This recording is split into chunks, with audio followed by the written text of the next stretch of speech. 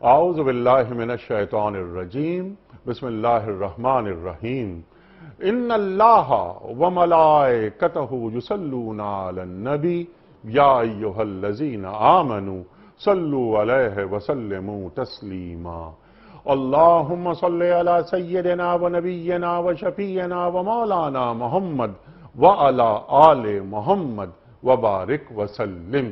محترم خواتین و حضرات، السلام علیکم۔ پیام صبح کے ساتھ ایک بار پھر حاضر میں ہوں آپ کا میزبان انیق احمد۔ قرآن کریم میں موجود دعائیں ایک سیریز ہم نے آغاز کر رکھی ہے۔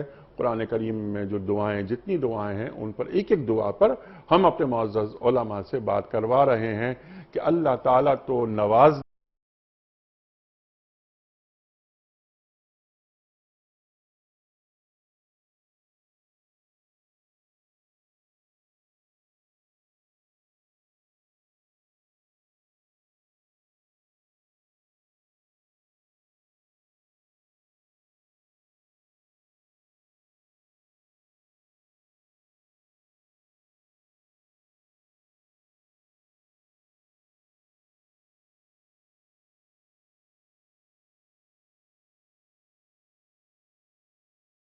میان میں آئے گا اور دریا سے پانی نہیں پینا بھی تو ایک چلو۔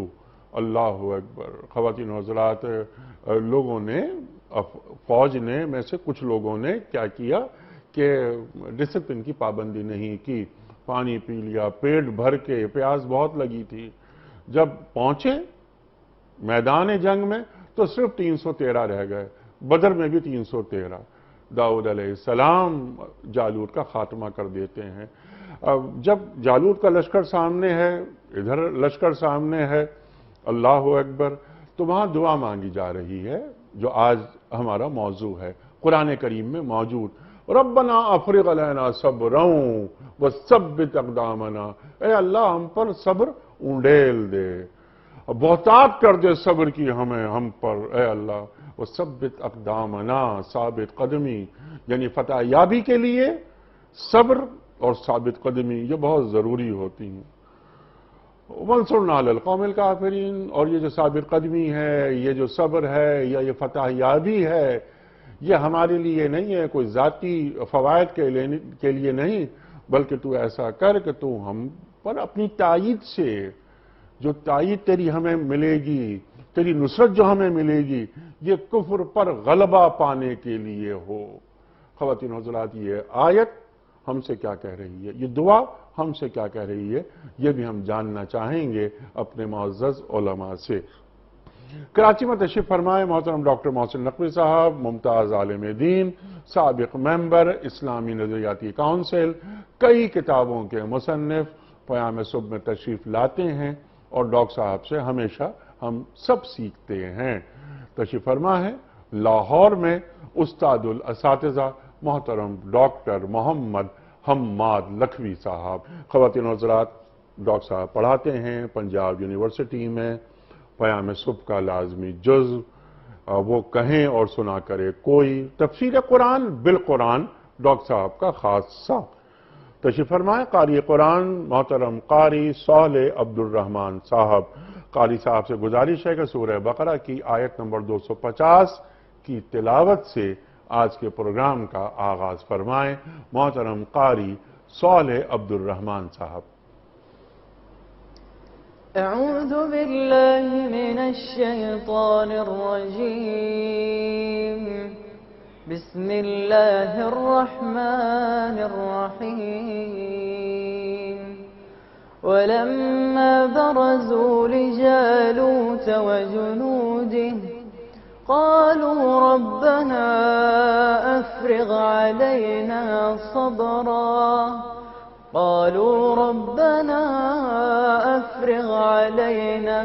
صبرا وثبت اقدامنا وانصرنا على القوم الكافرين۔ صدق اللہ العظیم۔ قاری صاحب آپ کا بہت شکریہ، سبحان اللہ سبحان اللہ۔ قاری صاحب نے سورہ بقرہ کی آیت نمبر 250 کی تلاوت کی سعادت حاصل کی، ترجمہ پیش کر رہا ہوں۔ اور جب وہ جالوت اور اس کے لشکروں کے مقابلے پر نکلے تو انہوں نے دعا کی، اے ہمارے رب، ہم پر صبر کا فیضان کر، ہمارے قدم جما دے اور اس کافر گروہ پر ہمیں فتح نصیب کر۔ صدق اللہ العظیم۔ محترم خواتین و حضرات، آج کے پروگرام کے حوالے سے اس سے پہلے کہ ہم رکھیں پہلا سوال محترم ڈاکٹر محمد حماد لکھوی صاحب کی خدمت میں، اس سے قبل کل کے پوچھے گئے سوال کا درست جواب اور آج کا سوال آپ کی خدمت میں۔ کل کا سوال یہ تھا کہ قرآن کریم کی کس سورت میں مسجد قباء کا ذکر آیا ہے؟ درست جواب سورہ توبہ میں۔ آج کا سوال نوٹ فرما لیجئے، آخری وحی کی آیات قرآن کریم کی کس سورت میں ہیں؟ سورہ بقرہ میں یا سورہ واقعہ میں یا سورہ فتح میں؟ جو درست جواب آپ سمجھتے ہو روانہ فرمائیے۔ ہمارے فون نمبرز ہیں 0092213452709، ہمارا دوسرا فون نمبر ہے 009221343000980، ہمارا ای میل ایڈریس ps@duniatv.tv، ہمارا SMS کا نمبر 3031 اور ہمارا واٹس ایپ کا نمبر ہے 009232182509194۔ قبلہ ڈاکٹر حماد لکھوی صاحب ارشاد فرمائیے آج کی آیت، اس کا پس منظر، شان نزول، ارشاد۔ بسم اللہ الرحمن الرحیم۔ دیکھیں سورہ بقرہ کے اندر جس مقام پر یہ آیت موجود ہے وہاں اللہ تعالیٰ نے بنی اسرائیل کی تاریخ کے حوالے سے ایک واقعہ بیان فرمایا ہے، اور لگتا یوں ہے کہ یہ بنی اسرائیل کو ایک ان کی تاریخی واقعہ یاد دلا کے ان کی بزدلی کی ایک داستان سنائی گئی ہے کہ تم کس کس موقع پر کیا کیا کچھ کرتے رہے ہو۔ چونکہ مسلمانوں کو سورہ بقرہ کا جو نصف آخر ہے اس میں امت مسلمہ کی تشکیل اور ایک پاکیزہ معاشرے کی تشکیل اس کا عمومی موضوع ہے، اور اس کے اندر بے شمار ذیلی موضوعات ساتھ ساتھ جڑے ہوئے ہیں۔ تو چونکہ امت مسلمہ کو ایک پاکیزہ معاشرے کی تشکیل کے لیے اٹھانا تھا اور اس کے داخلی استحکام کے لیے عدل اور خارجی استحکام کے لیے جہاد ضروری ہوتا ہے، اس لیے امت مسلمہ کو جہاد پر تیار کرنے کے لیے یہ 7 بنی اسرائیل کا ایک واقعہ بیان کیا جا رہا ہے کہ یہ ماضی میں جو کچھ ہوتا رہا ہے، یعنی ایک طرف بنی اسرائیل کو ان کی تاریخ بتائی جا رہی ہے اور دوسری طرف امت مسلمہ کو یہ تنبیہ بھی کی جا رہی ہے اور ان کو تیار بھی کیا جا رہا ہے جہاد کے لیے۔ یہ تو ان آیات کا پس منظر ہے، اور جہاں تک اس واقعے کا تعلق ہے جو یہاں بیان کیا جا رہا ہے، اس کی تاریخی حوالے سے کوئی یعنی حتمی تعین نہیں کیا جا سکتا کہ یہ کس دور کی بات ہے، یہ کس سال کی بات ہے، لیکن مورخ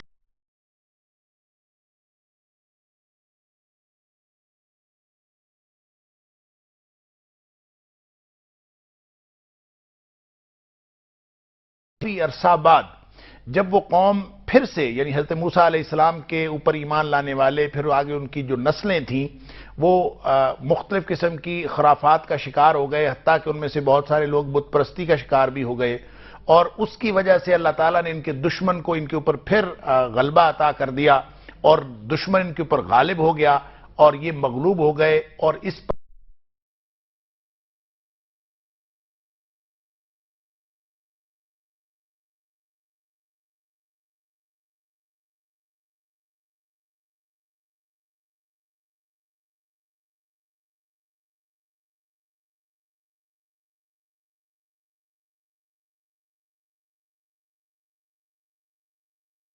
کہ یہ اس نام کے ایک نبی ان کے ہاں مبعوث ہوئے، تو انہوں نے ان میں سے کچھ لوگوں نے یہ کہا کہ ہم چونکہ جہاد کرنا چاہتے ہیں لہذا آپ ایسے کریں کہ آپ ہمارے لیے ایک بادشاہ، ایک امیر مقرر کر دیں۔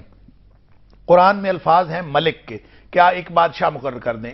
اس سے معلوم ہی ہوتا ہے کہ بعض مفسرین نے تو لکھا ہے کہ حضرت شموئیل جو تھے وہ عمر رسیدہ تھے، اس لیے انہوں نے کہا کہ ایک ینگ آدمی ہوگا، نوجوان آدمی ہوگا جو ہمیں جنگ کے اندر ہماری قیادت کر سکے، سپہ سالار بھی ہو اور انتظامی اختیارات کا مالک بھی ہو۔ ملک سے مراد ایسا بادشاہ جو ایڈمنسٹریٹر ہو اور ان کے اوپر سارے انتظامی امور بھی سر انجام دے سکے، اس کو مقرر کر دیں تاکہ ہم جہاد کریں۔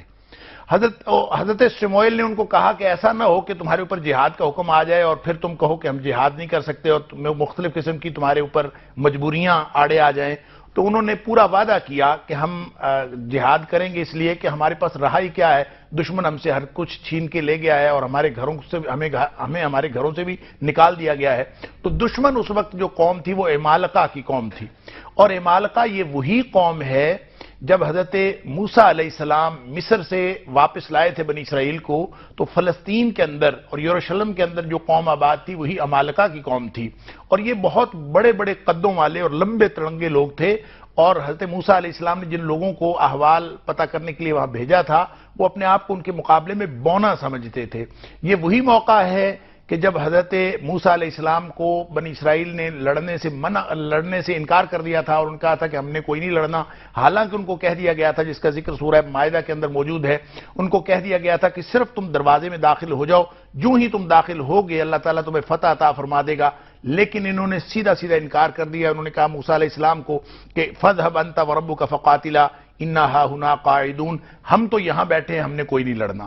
لیکن اس موقع پر یہ فتح مؤخر کر دی گئی، اور پھر یہ 40 سال تک وہاں گھومتے پھرتے رہے۔ پھر حضرت موسیٰ علیہ السلام کے انتقال کے بعد حضرت یوشع بن نون کی قیادت میں ان کو ایک دفعہ فلسطین کے اوپر جو فتح حاصل ہوئی، لیکن یہ پھر اس کے بعد مرور زمانہ کے تحت پھر سے عمالقہ ان کے اوپر غالب آئے۔ تو اب عمالقہ ہی کے خلاف یہ لڑائی کی داستان ہے کہ جس میں طالوت کو اللہ تعالیٰ نے ملک بنا دیا، اور اس کی تفصیل یہ ہے کہ یہ انتظار کر رہے تھے کہ ہمارے اندر جو بھی ملک بنے گا، جو بادشاہ بنے گا یا جو بھی امیر بنے گا، دو وجوہات عام طور پر لوگ یہ سمجھتے ہیں کہ ایک دولت اور ایک نسل، یہ دو وجوہات ہوتی ہیں کہ جس کی بنیاد پر کسی کو اقتدار ملنا چاہیے۔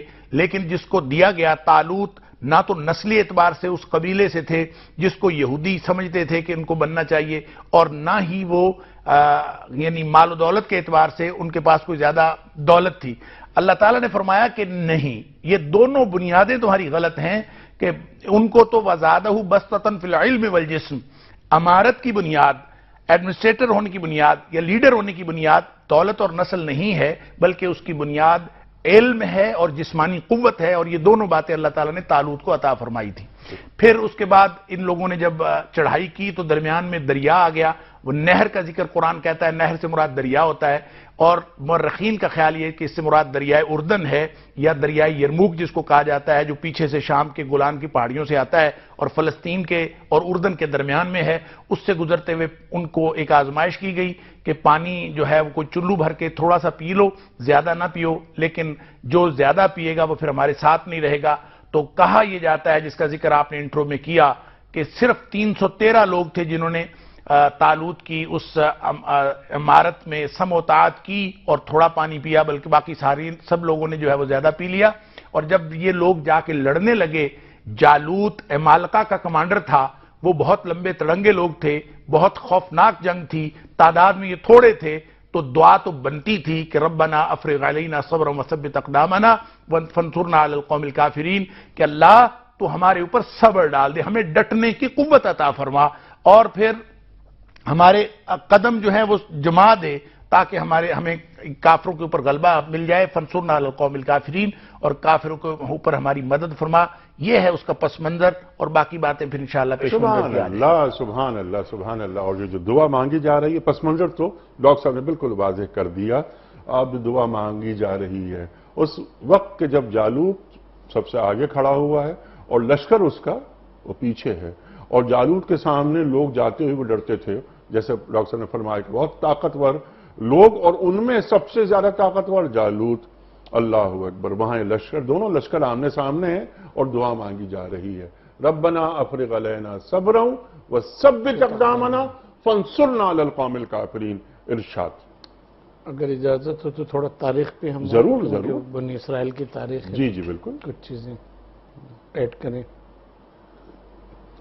حضرت سمیل علیہ السلام یا شمویل جن کا نام آیا عربی ماخذ میں، تو یہ بہت ہی بزرگ نبی تھے، اور ایک خاص بات ان کی جو بنو اسرائیل کی ہسٹری میں ہے وہ یہ کہ یہ ان کو غیب کا علم حاصل ہو جاتا تھا، جس بارے میں چاہتے تھے یہ، اور پریڈکشن بھی کر دیتے تھے کہ اس کے بعد یہ یوں ہوگا اور اس طرح سے ہوگا۔ حضرت شمویل علیہ السلام جو تھے، اسماعیل علیہ السلام، ان کو بنو اسرائیل نے بڑا ضیق کیا، بڑا پریشان کیا. ان کی مناجاتیں اور فریادیں بھی یہودی لٹریچر میں ملتی ہیں.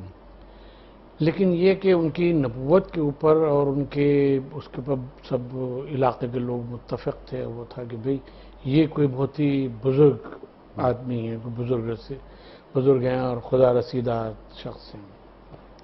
تو جیسا کہ ڈاکٹر صاحب نے فرمایا کہ بنو اسرائیل کو ایک کمانڈر کی ضرورت تھی تاکہ وہ غالب ہیں. حضرت داؤد علیہ السلام یہودی قصے میں وہاں ان کی ایک گویا کہنا چاہیے کہ حیثیت اس طرح سے ثانوی ہے کہ اس واقعے میں ان کی عمر بہت کم تھی. جی ہاں. تو حضرت طالوت علیہ السلام کو بنایا، اور طالوت علیہ السلام کی سائیکولوجی جو ببلیکل لٹریچر میں، یہودی لٹریچر میں آتی ہے، وہ اس قسم کی ہے کہ وہ کمانڈر تو بن گئے لیکن بہت زیادہ کنفیوز آدمی تھے. ابھی ادھر حملہ کریں، ابھی ادھر حملہ کریں، ابھی یہ کریں، ابھی وہ کریں، کبھی جا کے خانقاہ میں بیٹھ گئے. اس طرح کی پرسنالٹی پینٹ کی گئی ہے. قرآن مجید ان کو بہت ہی ایک اعلیٰ سطح کے اوپر لے کے جاتا ہے. اور یہ کہ ہم نے ان کو علم دیا، بسطنا فی العلم والجسم، کہ ہم نے ان کو علم اور جسم میں دوسروں سے بڑھ کر بنایا اور اس بنیاد کے اوپر ان کو دی گئی. چنانچہ بہت سے علماء کا خیال یہ کہ وہ بھی نبی ہی تھے. لیکن قرآن مجید ملک کے حیثیت سے ان کا ذکر کرتا ہے، ایک بادشاہ کی حیثیت سے ذکر کرتا ہے. تو اس جنگ میں حضرت داؤد علیہ السلام جو ہیں وہ چھوٹے بھی ہیں. اچھا، نبوت بھی انہی کی طرف آنا ہے کیونکہ شمویل علیہ السلام نے پریڈکشن کر دی تھی کہ میرے بعد نبی جو ہے یہ ہوگا. اور حضرت داؤد علیہ السلام کوئی بہت زیادہ طاقتور عمالقہ کے مقابلے میں کہ وہ بھی نہیں تھے. تو تاریخ میں پھر یہ آتا ہے کہ حضرت جب اس کے سامنے گئے تو کیونکہ لشکر جو ہے وہ تو پانی پی کے اور پھر گویا مٹی کا ڈھیر ہو کے بیٹھ گیا تھا. وہ 313 افراد تھے کہ جو کھڑے ہوئے تھے سامنے. تو حضرت داؤد جو تھے وہ آگے بڑھے اور انہوں نے ایک پتھر اٹھا کے اس کے ماتھے کے اوپر مارا، اور وہ پتھر جب اس کے پڑا تو خون کا فوارہ بہہ نکلا اور وہ گر گیا. تو ہوتا اور یہی مر گیا. اور مر گیا. تو ہوتا یہی تھا کہ جب کمانڈر مر جاتا تھا تو فوج جو ہے وہ پھر اپنا وہ چھوڑ دیتی تھی. اس موقع کے اوپر حملہ کرنے سے پہلے یہ دعا ہے، ربنا افرغ علینا صبرا وثبت اقدامنا. تو اس میں یہ ہے کہ دیکھیں 313 اور سامنے فوج بھی بڑی، اور پھر وہ اتنے قداور کے ایک بنی اسرائیل کا جو شخص تھا اس سے دگنے اور تگنے قد کے وہ لوگ تھے اور طاقتور بھی وہ بہت زیادہ تھے.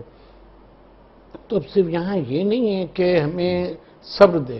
افرغ علینا، فرغ علینا کے معنی یہ ہیں کہ اتنا صبر دے کہ جو گویا کہ کافی ہو ہمارے لیے.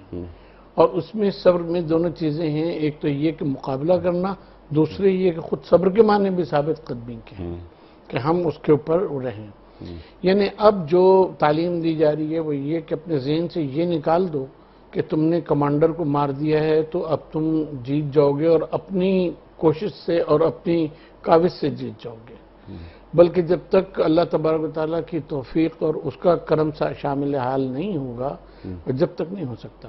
لہٰذا دعا کرو کہ اللہ تعالیٰ ربنا افرغ علینا صبرا، کہ ہمیں صبر دے، ثبت اقدامنا. اب یہاں پہ ثبات قدم کے جو معنی ہیں وہ صرف جم کے کھڑے رہنے کے نہیں ہیں، بلکہ یہ ہے کہ صبر تو دے دیا. صبر کے خود معنی میں جیسے ہم نے کہا ثابت قدمی، عربی زبان میں ثابت قدمی اس کے معنی میں ہی آتی ہے کہ ہم جم کے لڑیں بھی اور اس کے بعد اپنی حکومت جو ہے اس کو قائم بھی کر لیں. ثبت اقدامنا میں اس کا اشارہ جو ہے یہ بھی پایا جاتا ہے. ٹھیک ہے. ونصرنا علی نصر علی جب بھی آ جاتا ہے تو یہ استعلاء کے معنی میں ہوتا ہے کسی چیز کے اوپر غلبہ پانے کے. ونصرنا علی القوم الکافرین، ہماری مدد اس طرح سے کر کہ ہم کافروں کے اوپر غلبہ پا لیں. اس طرح سے کر اور اس لیے کر، اس لیے کر اور اس طرح سے کر کہ ہم ان کے اوپر اپنا غلبہ حاصل کر لیں اور ثبت اقدامنا، اور پھر اپنی حکومت جو اس کو ہم قائم رکھے، کیونکہ یہ جتنی جد و جہد ہے وہ جد و جہد ہے وہ اللہ تبارک و تعالیٰ اور اس کے نظام کے قیام کے لیے کی۔ سبحان اللہ، سبحان اللہ، اللہ تعالیٰ کے نظام کے قیام کے لیے، سبحان اللہ، سبحان اللہ۔ ڈاکٹر صاحب یہاں پر دو تین باتیں سامنے آئیں، ایک تو صبر، دوسری استقامت، تیسرا غلبہ دین۔ اللہ اکبر، اللہ اکبر۔ غلبہ دین کے لیے صبر اور استقامت یہ لازمی چیز ہے، جلدی ہمت نہیں ہارنی ہے، ایک بات تو یہ۔ دوسری بات یہ کہ فتح اور شکست کا انحصار اللہ تعالیٰ کی مدد پر ہے، صرف اور صرف اللہ پر ہے۔ یہ اسباب پہ نگاہ نہیں بلکہ مسبب الاسباب پہ نگاہ ہو۔ سبحان اللہ، سبحان اللہ۔ ڈاکٹر صاحب یہ جو غلبے کے لیے جو پیش نظر یہ بات رہے کہ اے اللہ تیری یہ مدد ہمیں حاصل ہوگی، ہم تجھ سے دعا مانگ رہے ہیں تو تو ہمیں صبر دے، ہمیں استقامت دے، ہمارے اندر غلبہ دین کی قوت دے۔ تو یہ تمام جو ایک قوم کے اندر یا امت محمدیہ صلی اللہ علیہ وآلہ وسلم میں یہ تمام جوہر جو اللہ تعالیٰ دیکھنا چاہتا ہے، قرآن کریم میں یہ بات رکھ دی گئی، یہ دعا سکھا دی گئی ہے۔ آج یہ دعا ہم سے کیا کہہ رہی ہے؟ دیکھیں جی، جو اس میں جو سب سے پہلی چیز اس دعا میں مانگی جا رہی ہے وہ صبر ہے، جی ہاں، اور صبر کا لفظی معنی ہوتا ہے روک لینا، جی ہاں، اور اس کو ڈٹ جانا بھی کہتے ہیں۔ اور اصل بات یہ ہے کہ اگر آپ شریعت اسلامیہ کا مطالعہ کریں، قرآن حکیم کا، اور جہاں جہاں احادیث کے اندر یہ لفظ آیا ہے تو اس سے ایک بات واضح ہوتی ہے کہ صبر اصل میں ہر اس فطری رد عمل کو روک لینا ہے جو کسی بھی سچویشن کے نتیجے میں پیدا ہوتا ہے، اور اس لیے روک لینا کہ اللہ اور اس کے رسول صلی اللہ علیہ وسلم کا حکم جو ہے وہ آپ کو روکنے پر مجبور کرتا ہے۔ مثلا آپ کو کسی سچویشن میں رونے کو دل چاہتا ہے، اپنے آپ کو رونے نہ دینا صبر ہے۔ کسی موقع پر آپ کو واویلا کرنے کو دل چاہتا ہے، نہ کرنا صبر ہے، جہاں حکم آ جائے اللہ اور اس کے رسول صلی اللہ علیہ وسلم کا۔ اور اسی طرح سے اس کی جتنی بھی تفصیلات ہیں، لہذا کہیں چھلانگ لگا دینا صبر ہوتا ہے، کہیں رک جانا صبر ہوتا ہے، اور یہ ہر سچویشن کے اندر صبر کے مظاہر مختلف ہوتے ہیں۔ لیکن جب اس کو جنگ کے میدان میں آپ بات کرتے ہیں، جیسا سورہ آل عمران کے آخر پہ اللہ تعالیٰ نے فرمایا یا ایھا الذین آمنوا اصبروا والصابروا والرابطوا، کہ فاتقوا اللہ لعلکم تفلحون، کہ معاملہ انفرادی ہو تو بھی صبر کرو، ڈٹے رہو، اور جب کبھی مقابلے میں آؤ تو والصابروا تو پھر مقابلے میں بھی ڈٹے رہو، والرابطوا اور اپنے پورے جو معاملات ہیں جنگی معاملات ان کو بھی مربوط رکھو، پہرا وغیرہ دیتے رہو، اور واتقوا اللہ اور اللہ سے ڈرتے رہو، پھر جا کے کامیابی ملے گی۔ تو اس کا مطلب یہ ہے کہ جنگ کا جب موقع ہوتا ہے تو اس میں جب بڑا لشکر سامنے ہو اور اپنے سے کئی گنا طاقتور لوگ ہوں اور تعداد بھی زیادہ ہو، افرادی قوت بھی زیادہ ہو اور اسلحہ بھی ان کے پاس زیادہ ہو، تو اس موقع پر جو فطری رد عمل پیدا ہوتا ہے وہ جنگ سے بھاگ جانے کا، فرار و اختیار کرنے کا فطری رد عمل پیدا ہوتا ہے۔ اس کو روکنا ہے اور اس فوج کے اور اس لشکر کے ساتھ ٹکرا جانا ہے، کیونکہ اللہ اور اس کے رسول صلی اللہ علیہ وسلم کا حکم یہ ہے۔ تو یہ اس دور میں بھی یہی حکم تھا کہ ٹکرا جاؤ، اب کوئی واپس مڑے گا، اب ظاہر ہے کہ امتحان تھا، اور اس موقع پر اپنے سے کئی گنا زیادہ طاقتور لوگ، کئی گنا زیادہ تعداد، اور وہ سامنے دیکھ کر اب اس کے علاوہ اور کیا تھا کہ وہ جو دل میں فرار ہونے کا یا وہاں سے بھاگ جانے کا جو خیال آ رہا ہے، اور جنگ سے فرار ہونا یہ بڑے جرائم میں سے ایک جرم ہوتا ہے، تو اس لیے اللہ تعالیٰ سے یہ مانگا جا رہا ہے ربنا افرغ علینا صبرا۔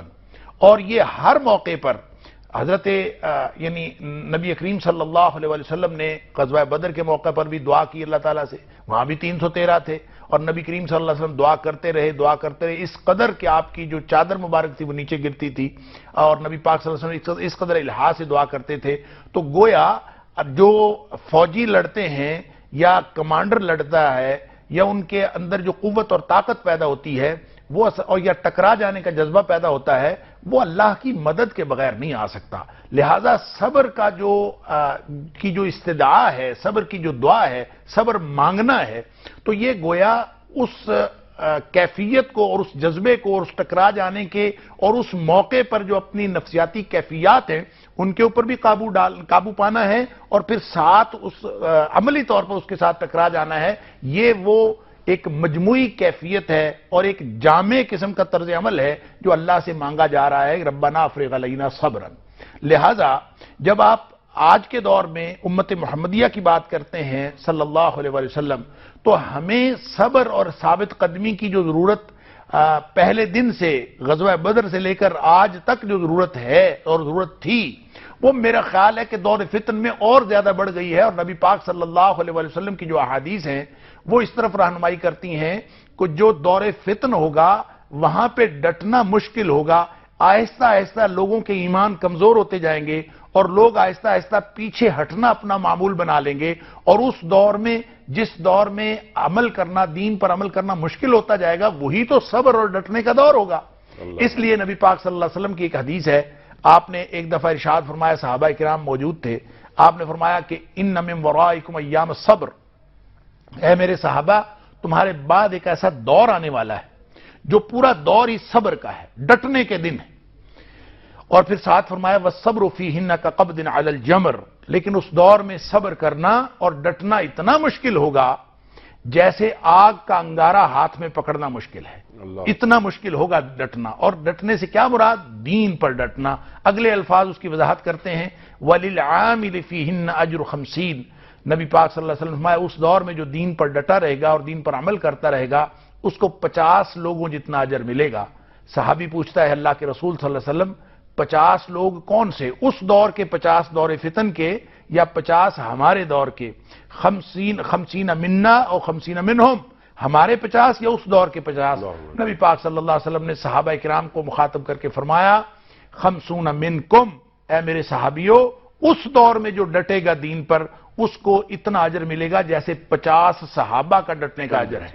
تو یہ تو خوشخبریوں کا دور ہے، اور خوشخبریاں اسی صورت میں ملتی ہیں جب یہ طرز عمل جو ربنا افرغ علینا صبرا وثبت اقدامنا وانصرنا علی القوم الکافرین، یہ صرف دعا نہیں ہے، یہ وہ طرز عمل ہے جو اللہ سے مانگا جا رہا ہے تاکہ ہم پورے کردار کے طور پر سامنے پیش کریں۔ تو دعا اصل میں اللہ تعالیٰ سے کچھ لینے کی بات نہیں ہوتی، دعا اصل میں اپنے آپ کو بدلنے کی بات ہوتی ہے۔ وہ جیسے اقبال نے کہا تھا کہ تیری آرزو ہے کہ تیری آرزو ہو پوری، میری آرزو ہے کہ تیری آرزو بدل جائے، کہ تیری دعا سے قضا تو بدل نہیں سکتی مگر ہے اس سے یہ ممکن کہ تو بدل جائے۔ تیری آرزو ہے کہ تیری آرزو ہو پوری، میری آرزو ہے کہ تیری آرزو بدل جائے۔ تو اصل میں انسان جب دعا مانگتا ہے تو وہ اس پر ڈٹ جاتا ہے، اور صبر کی دعا مانگنا اور ثابت قدمی کی دعا مانگنا اور اللہ کی مدد حاصل کرنا، یہ اصل میں اپنے آپ کو اس طرز عمل کے لیے تیار کرنا بھی ہے۔ امت مسلمہ اگر آج بھی اپنے آپ کو تیار کر لے گی اور ثابت قدمی اور صبر و ثبات کا مظاہرہ کرے گی تو اللہ تعالیٰ کی طرف سے یہ غلبہ اور عروج تو ان کا مقدر ہے۔ وَلَا تَهِنُوا وَلَا تَحْزَنُوا وَأَنْتُمُ الْأَعْلَوْنَ إِن كُنتُم مُّؤْمِنِينَ، ایمان کی فکر یہ کر لیں، عروج اور بلندی اللہ تعالیٰ نے ان کے لیے پہلے سے وعدہ کر رکھا۔ سبحان اللہ سبحان اللہ۔ وَلَا تَهِنُوا وَلَا تَحْزَنُوا أَنْتُمُ الْأَعْلَوْنَ إِن كُنتُم مُّؤْمِنِينَ، اللہ تم ہی غالب رہو گے، غمزدہ نہ ہو، فکر مند نہ ہو، بشرط ہے کہ تم مومن ہو۔ ڈاکٹر صاحب جو بات فرما رہے تھے، ذرا میں ڈاکٹر صاحب کی اجازت سے کہ جب صحابہ یہ دریافت کر رہے ہیں سرکار دو عالم صلی اللہ علیہ وآلہ وسلم سے کہ ہم جیسے 50، تو اللہ کے رسول فرما رہے ہیں صلی اللہ علیہ وآلہ وسلم ہاں تم جیسے 50۔ وہ کیسے؟ تم نے مجھے دیکھا، تم نے مجھ سے باتیں کی، میں نے تمہاری تربیت کی، تم میرے جانثار ہو۔ انہوں نے مجھے نہیں دیکھا ہوگا لیکن وہ مجھ سے اتنی محبت کریں گے کہ میرے لیے اپنی جان قربان کرنے کے لیے تیار ہوں گے۔ اور اللہ کے رسول کیا فرما رہے ہیں صلی اللہ علیہ وآلہ وسلم، تم میرے اصحاب ہو، وہ میرے اخوان ہوں گے۔ اللہ اکبر اللہ اکبر، کن کے بارے میں یہ بات ہو رہی ہے؟ لیکن ڈاکٹر صاحب یہ جو بات کی صبر، ڈٹ جانا، لمحہ موجود سے اسے جوڑ رہے ہیں، حالات حاضرہ، یہ دعا آج ہمیں کیا سکھا رہی ہے، بلکہ کیا مطلوب ہے اس دعا کو ہم سے، پوری امت سے، کہ ہمیں کیا کرنا ہے؟ ارشاد۔ اس واقعے میں جو جالوت والا ہے جی اس میں ایک بہت ہی اہم نقطہ ہے جو اس بات کا جواب بھی ہے۔ وہ یہ ہے کہ آخر آپ دیکھیں کہ قرآن مجید میں یہ آیا کہ بنی اسرائیل سے کہا گیا کہ داخل ہو قولو حطہ، جی ہاں، حطہ کہتے ہوئے داخل ہوئے، لیکن جو لوگ ظالم تھے انہوں نے کیا کیا، اس لفظ حطہ کو بدل دیا، جی ہاں، اس کے نتیجے میں ان کو ذلت اور مسکنت جو ہے وہ اٹھانی پڑی۔ تو ذہن انسانی سوچتا ہے کہ آخر اگر حطہ کے بجائے جس کے معنی استغفار کے ہیں یہ بدل کے یہ لفظ استعمال کر لیا تو اللہ تعالیٰ نے قوم کو کیوں پورے کر دیا۔ پھر آپ دیکھیں کہ اونٹنی حضرت صالح صالح کی ہوں، حضرت صالح کی اونٹنی، اب اونٹنی اہم ہوتی ہے یا انسانی بستی اہم ہوتی ہے؟ اونٹنی کی کوچے کاٹی، ٹھیک ہے نبی نے منع کیا تھا، اس کی کوچے کاٹ دیں تو اونٹنی کے بدلے پوری بستی اللہ تعالیٰ نے برباد کر دی۔ اس واقعے میں دیکھ لیے کہا پانی نہ پینا، اگر پینا بھی تو ایک گھوٹ، ایک جرعہ، اس سے زیادہ پانی نہیں پینا، جی چلو، چلو ایک گھوٹ پانی پی لیا، ایک چلو پانی پی لیا۔ انہوں نے کچھ زیادہ پی لیا تو ان میں ایسی وہ دے دی کہ وہ لڑنے کے قابل ہی نہیں رہے، ان کا ایمان جی ہاں، سب کچھ کمزور ہو گیا۔ تو آخر یہ چھوٹی چھوٹی باتوں سے اتنے بڑے بڑے نتائج جو ہیں وہ کیسے نکلتے ہیں؟ دیکھیے وہاں صالح کی اونٹنی اہم نہیں ہے، اللہ تعالیٰ کا حکم اس سے متعلق کیا ہو گیا بات تو ہے، وہ اہم ہے۔ سبحان اللہ، سبحان یہاں لفظ حطہ اہم نہیں ہے، اہم یہ ہے کہ اللہ تبارک و تعالیٰ نے اس لفظ کو اختیار کیا، جی ہاں، کون کہہ رہا ہے؟ کون کہہ رہا ہے۔ اسی صورت سے یہاں پانی پینا اہم نہیں ہے کہ انہوں نے کتنا پانی پیا، اہم یہ کہ اللہ تبارک و تعالیٰ کا حکم کس چیز سے متعلق تھا اور کتنا تھا۔ تو اس میں کمی یا زیادتی یا تبدیلی جب کی جاتی ہے تو قومیں جو ہیں وہ نکبت اور مسکنت اور ذلت کی طرف جو ہے وہ چلی جاتی ہیں۔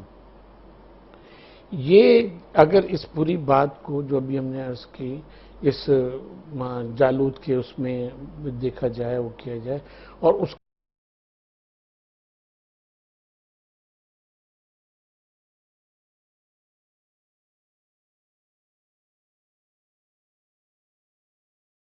کیا ہے کہ مستقل، یعنی اب صرف جنگ، حالت جنگ سے نکال دیں واپس کو۔ بات یہ ہے کہ حالت امن میں بھی جس چیز سے متعلق اللہ کا حکم ہو جائے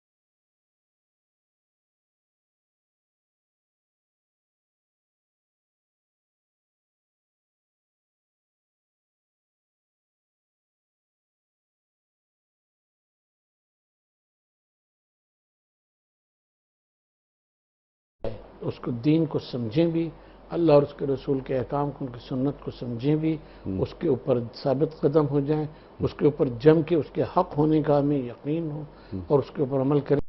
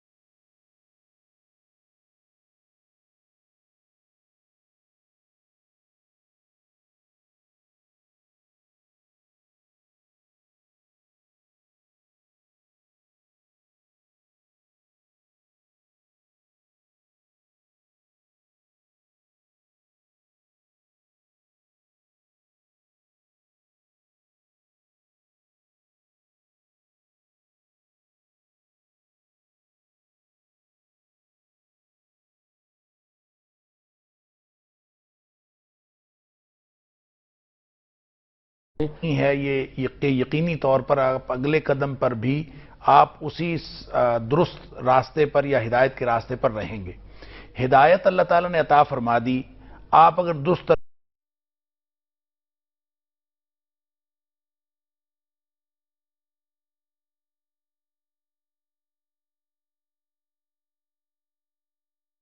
طرز عمل پر رہیں جس طرز عمل پر اللہ اور اس کے رسول صلی اللہ علیہ وسلم آپ کو دیکھنا چاہتے فَاعْبُدْ ہیں. حَتَّى يَأْتِيَكَ الْيَقِينُ. حتیٰ یاتیک الیقین، یہ موت تک کی جنگ ہے جو ہم لڑ رہے ہیں، اور یہ جنگ لڑتے رہنا ہے، اور یہ نفس کے خلاف بھی جنگ ہے اور ابلیسی لشکروں کے ساتھ اور ابلیسی قوتوں کے خلاف بھی جنگ ہے. جو اس ماحول میں، جس ماحول میں یہ دعا کی جا رہی ہے، اور آج کے ماحول میں جو ایک بہت بڑی مناسبت ہے وہ یہ مناسبت ہے، اور دیگر بہت ساری مناسبتوں کے ساتھ، وہ یہ ہے کہ ان کے ہاں بھی قیادت کا مسئلہ تھا اور ہمارے ہاں بھی قیادت کا مسئلہ ہے. اور قیادت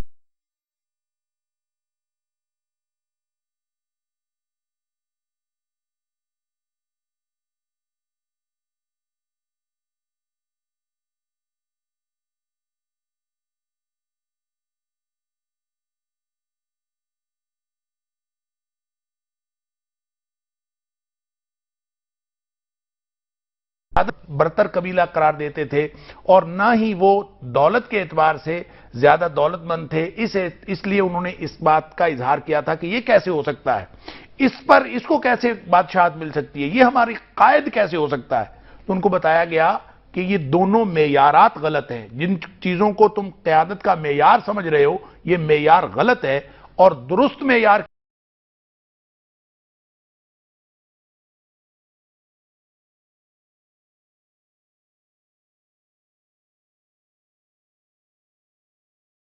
کیا ہے. دیکھ لیجئے آج اگر قیادت کا فقدان ہے اور دور فتن میں، یہ ہمارا ملک پاکستان ہو یا کوئی اور ملک ہو، پوری ملت اسلامیہ میں جو سب سے بڑا بحران اور فقدان ہے اجتماعی طور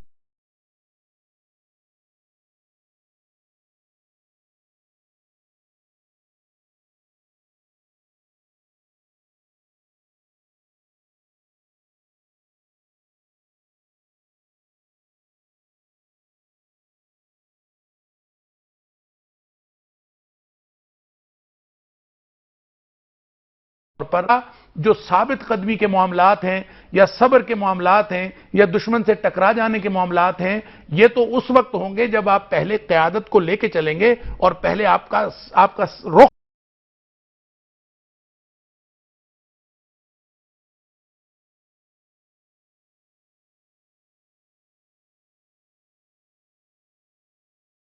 اس لیے کہ قدم قدم پہ امتحان ہوتا ہے. اب دیکھیں نا، ان اللہ مبتلیکم بنہر، وہ دریا کراس کرتے ہوئے ان سے یہ امتحان لے لیا گیا. جیسے ڈاکٹر نقوی صاحب کہہ رہے تھے کہ امتحان چھوٹے چھوٹے ہوتے ہیں، پیچھے اصل میں اللہ کا حکم ہوتا ہے.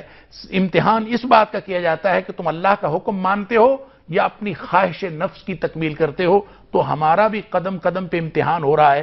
کہیں ہم مداہنت کا شکار تو نہیں ہو گئے، کہیں ہم نے کفار کے ساتھ مداہنت تو نہیں اختیار کر لی، کفار کے طریقہ ہے کار کے ساتھ تو مداہنت نہیں اختیار کر لی، کہیں اپنے معیشت پر، کہیں ہم نے اپنی معاشرت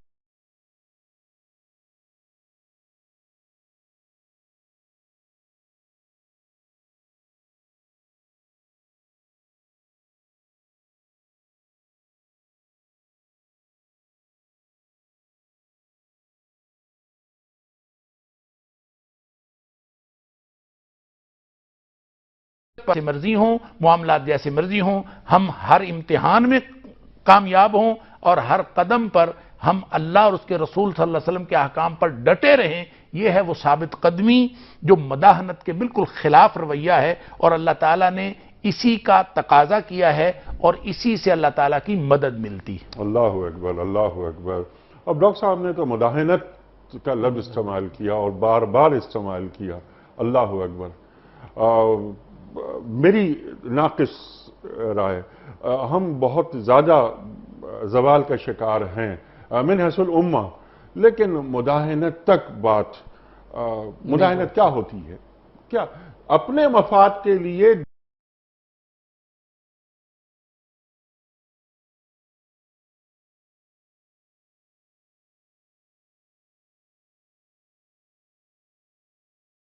دین کے نام پہ سودے بازی ڈاکٹر صاحب ارشاد فرمائیے اور کلوز کر دیجیے آج کے پروگرام کو. ہم نے کیا سیکھا اور ایک بات جو بیچ میں رہ گئی کہ بستتاً فی العلم والجسم.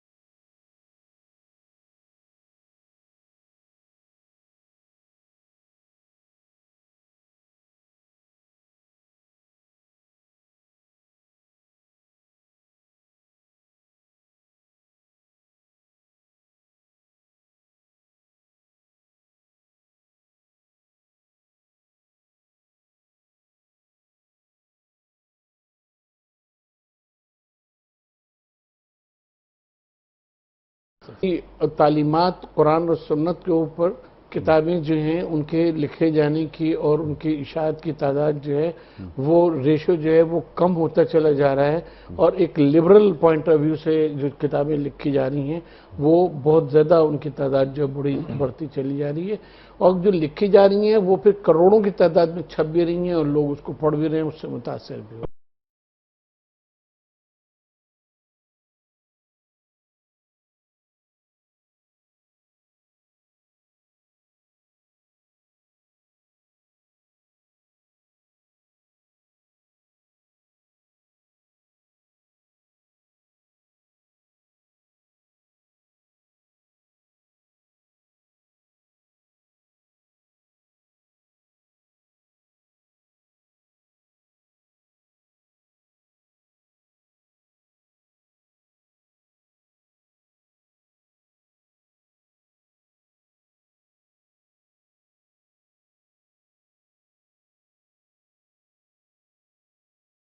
ہو جائے اس کے لیے تیری تائید اور تیری نصرت چاہیے. اپنا رخ اللہ کی طرف سیدھا رکھنا ہے جو آپ دونوں حضرات نے ہمیں آج تعلیم کیا. ہر حال میں اپنا رخ اللہ کی طرف. یہ جو پیراڈائم شفٹ ہو رہا جی. ہے اس کو دوبارہ پیور اسلامک پیراڈائم کی طرف جب تک نہیں لائیں گے جی. یہ چیزیں جو ہیں یہاں سے جی دین خالص. دین خالص. اللہ اکبر اللہ اکبر. ڈاکٹر صاحب میں آپ کا بڑا ممنون. بہت ساری گفتگو مزید ہو سکتی ہے اس آیت کے حوالے سے، اس آیت کے نکات کے حوالے سے اور ان نکات کو عہد حاضر سے جوڑنے کے حوالے سے، لیکن اس مختصر وقت میں آپ دونوں حضرات نے بہت اہم گفتگو عطا فرمائی اور اس کو جوڑ دیا کہ آج ہمیں کرنا کیا ہے. ڈاکٹر حمال لکھوی صاحب میں آپ کا بڑا شکر گزار ہوں. قاری صاحب آپ کا بڑا ممنون، آپ تشریف لائے. خواتین حضرات بقیہ مکمل ہوا ہمارے آج کے پروگرام کا.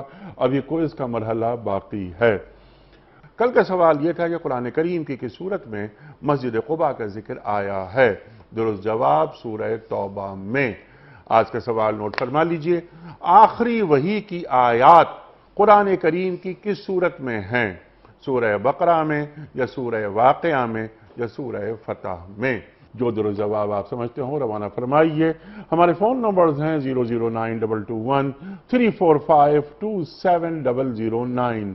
हमारा दूसरा फ़ोन नंबर है 009221343000980।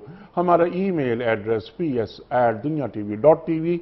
हमारा SMS का नंबर 3031 और हमारा व्हाट्सएप का नंबर है 0092-321-825-0194।